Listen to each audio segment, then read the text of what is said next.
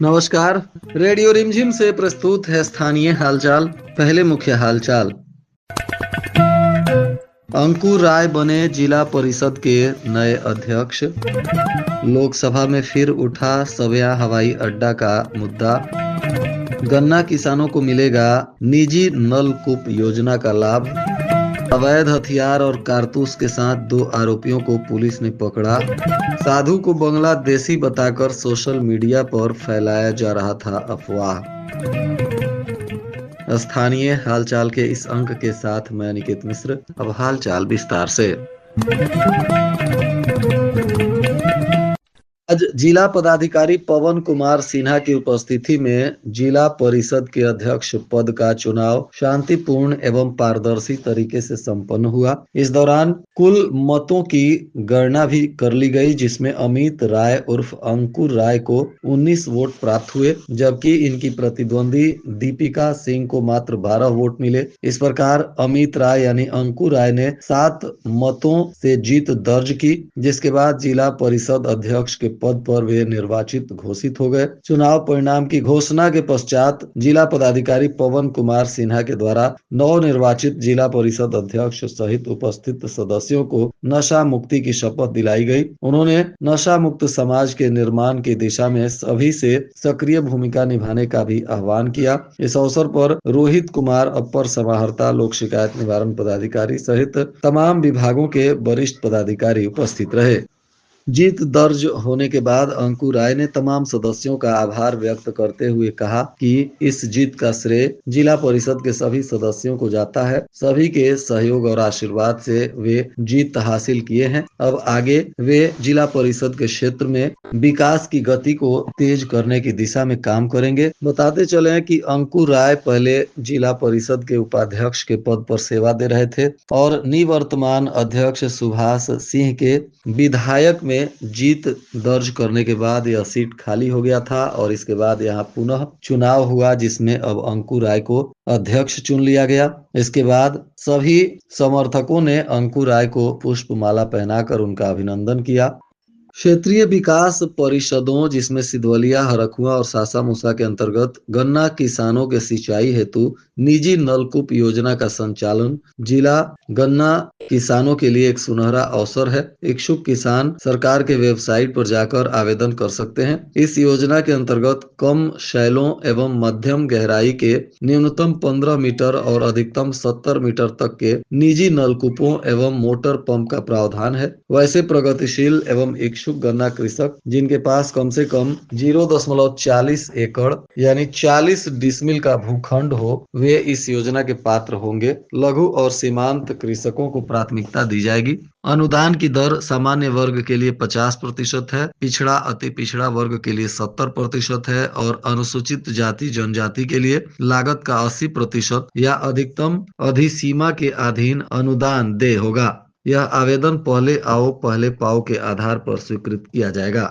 गोपालगंज के सांसद डॉक्टर आलोक कुमार सुमन ने लोकसभा में supplementary demands for gents bill का समर्थन करते हुए सवेया फील्ड का मुद्दा फिर से उठाया। उन्होंने कहा कि हथुआ में स्थित सवेया फील्ड लगभग 471 एकड़ में फैला है और यहां वर्ष 2020 में उड़ान योजना के अंतर्गत इसे शामिल किया गया था। इसके बाद इसकी पिलरिंग और बाउंड्री का कार्य पूर्ण हो गया है। बिल्डिंग की प्रक्रिया नहीं होने के कारण आगे का कार्य लंबित है और इससे परियोजना आगे नहीं बढ़ पा रही है। सांसद ने सरकार से वीडिंग प्रक्रिया शीघ्र शुरू कराने का आग्रह किया ताकि सवेया फील्ड का विकास कार्य समयबद्ध रूप से पूरा हो सके।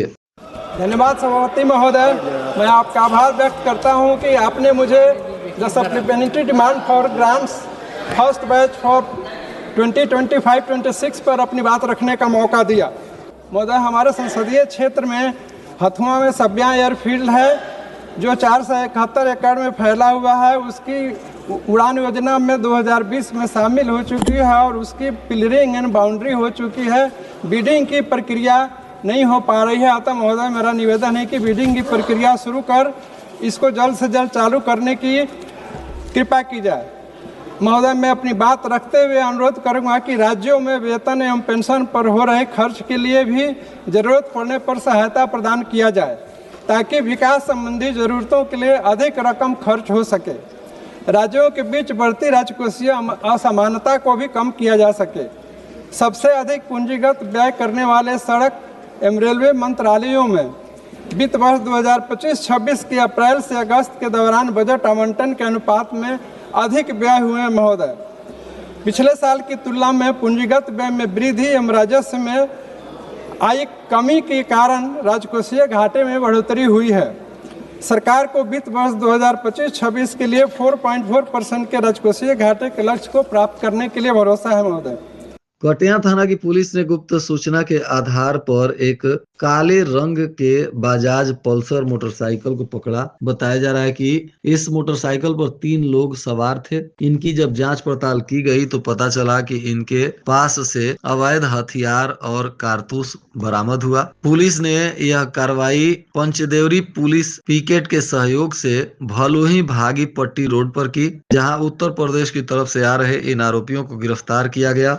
बताया जा रहा है कि पुलिस को देखकर आरोपी भागने लगे, जिसके बाद ग्राम प्रहलादवा ईंट भट्टा के पास पुलिस ने घेराबंदी की और मोटरसाइकिल पर सवार इन तीनों को पकड़ा गया। पकड़े गए आरोपियों ने पूछताछ के बाद बताया कि वे ट्रक चालक हैं और उनके ट्रक को पुलिस के द्वारा जब्त करवा दिया गया था और उसी व्यक्ति का मर्डर करने के लिए शूटर ऋतिक को ये लोग लेकर जा रहे थे। पकड़े गए व्यक्ति का नाम ऋतिक सोनी, उम्र करीब 24 वर्ष, पिता रितेश प्रसाद सोनी जो गोपालगंज वार्ड नंबर 7 हजियापुर का निवासी है, और दूसरा आलोक यादव, पिता सुरेंद्र यादव, यह कटिया थाना क्षेत्र के कुकुरभुक्का का निवासी है। इसमें ऋतिक के पास से देसी कट्टा और गोली मिली, साथ ही मोबाइल भी बरामद किया गया और आलोक यादव की तलाशी ली गई तो उसके पास से भी एक गोली मिली। इस मामले में दोनों आरोपियों को पुलिस ने आर्म्स एक्ट और विभिन्न धाराओं में गिरफ्तार कर कानूनी कार्रवाई शुरू कर दिया है।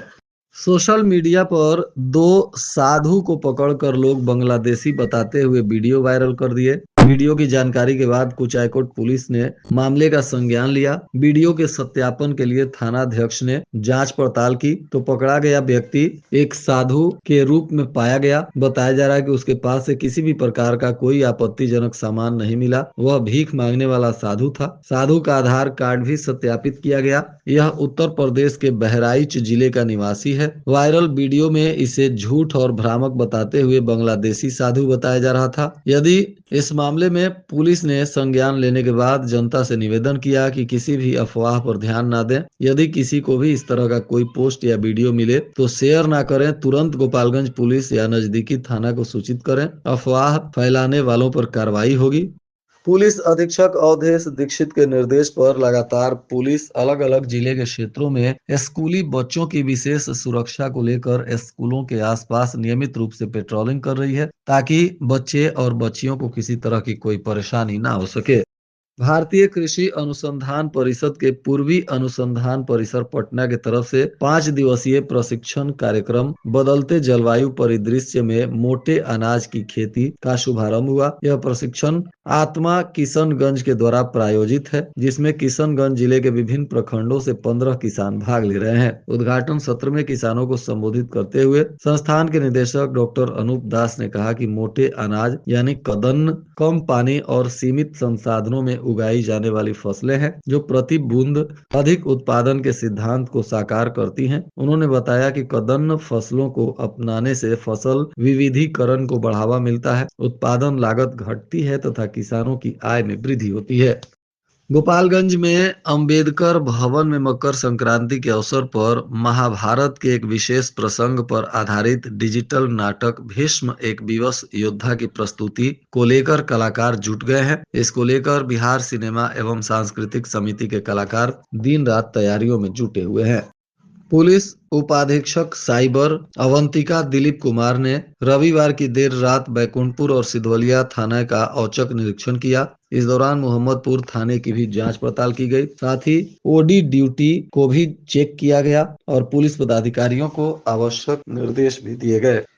इधर पुलिस अधीक्षक के निर्देश पर जिले में निरंतर शराब की जांच की जा रही है। इसी बीच गोपालपुर थाना की पुलिस ने गुप्त सूचना के आधार पर सोनौला चौक के पास वाहन जांच करते हुए 279 लीटर देशी शराब को जब्त किया है। साथ ही एक आरोपी को गिरफ्तार किया गया है जिसका नाम अनिल पासवान बताया जा रहा है। यह मीरगंज थाना क्षेत्र के पिपरा खास का रहने वाला भीम माझी का पुत्र है। पुलिस ने इसको गिरफ्तार कर इसकी कार और शराब को जब्त कर लिया है और अब आरोपी पर उत्पाद अधिनियम के तहत कानूनी कार्रवाई की जा रही है। इधर बिशंभरपुर थाना की पुलिस ने भी गुप्त सूचना के आधार पर छापेमारी करते हुए बिशंभरपुर के सिपाया कृषि फार्म के पास से 251 लीटर देशी शराब को जब्त किया है। इसके साथ 2 मोटरसाइकिल को भी जब्त किया गया है। इसमें किसी तस्कर की गिरफ्तारी की सूचना नहीं है। पुलिस ने गाड़ी और शराब को जब्त कर लिया है और तस्कर की पहचान करने में जुटी हुई है। इधर बैकुंठपुर थाना की पुलिस ने एक पिकअप से 4 मवेशियों को जब्त किया है और 2 पशु तस्करों को गिरफ्तार किया गया है। बताया जा रहा है कि पुलिस की यह कार्रवाई गुप्त सूचना के आधार पर कृतपुरा मड़वा के पास की गई, जहां वाहन जांच करते समय पुलिस ने अकबर अली, जो डुमरिया घाट जिला पूर्वी चंपारण का निवासी है, और मोहम्मद हुसैन, यह सारण जिला के पानापुर थाना क्षेत्र के भेलोर का रहने वाला है, इनको गिरफ्तार किया गया है। ये लोग अपने पिकअप गाड़ी से 4 मवेशियों को लेकर तस्करी के लिए जा रहे थे, तभी पुलिस ने इन्हें दबोच लिया। मवेशी और पिकअप को जब्त करने के बाद दोनों आरोपियों को गिरफ्तार कर इन पर कानूनी कार्रवाई की जा रही है। और आज के मौसम का तापमान गोपालगंज में न्यूनतम 13 डिग्री सेल्सियस और अधिकतम 25 डिग्री सेल्सियस रहने की संभावना है। अंत में मुख्य हालचाल एक बार फिर। अंकुर राय बने जिला परिषद के नए अध्यक्ष। लोकसभा में फिर उठा सभ्या हवाई अड्डा का मुद्दा। गन्ना किसानों को मिलेगा निजी नलकूप योजना का लाभ। अवैध हथियार और कारतूस के साथ 2 आरोपियों को पुलिस ने पकड़ा।